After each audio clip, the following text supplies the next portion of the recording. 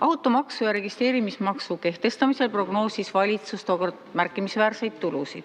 Nüüdseks on selgunud, et mõlemad laekumised on olnud kordades väiksemad prognoositust ja samal ajal on automüügisektor langenud, uute sõiduautode müük vähenenud ning ka käibemaksu laekumine on vähenenud, ehk et majandusele on see toonud pärssiva mõju. Nii suurt uute autode müügi kukkumist nagu Eestis ei ole olnud kusagil mujal Euroopas. Eestis oli uute autode müük septembris võrreldes aasta tagusega langenud 44,5% ja kokku kogunes tänavu 9 kuuga langust aasta võrdluses 40,5%. Autoturg jätkas ka novembris langust. Uute autode registreerimine kukkus drastiliselt ja seda asjaolu ei päästa ka see, et Rahandusministeeriumi asekantsler Evelin Liivamägi esitas AK eetris automaksu mõju ilustava vale väite, et justkui oleks ettevõtete autoostute määr taastunud. Statistika seda ei tõesta. Ja automüüjad möönavad, et Rahandusministeeriumi kommunikatsioon on talumatu, sest mingit tõusu pole.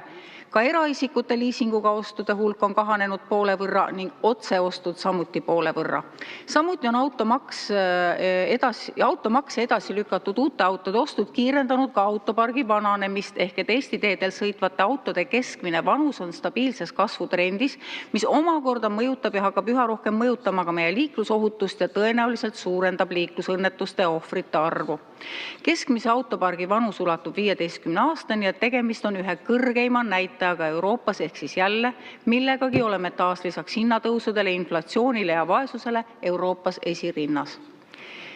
Ja minu küsimus on, kas valitsus tunnistab, et automaks ja registreerimismaks ei täida eesmärke, mille nimel need kehtestati, ja kui laekumised on väikesed ning majanduskahjud suured, siis kas valitsus on valmis kaaluma nende maksude ümbervaatamist või kaotamist? Ja ma räägin siin ikkagi põhimõttelistest sammudest, mitte tagantjärele kosmeetilistest muudatustest, mida meie ju omal ajal siin ette panime, et suuremat kahju ära hoida, aga mida teie valitsus tookord keeldus arvestamast.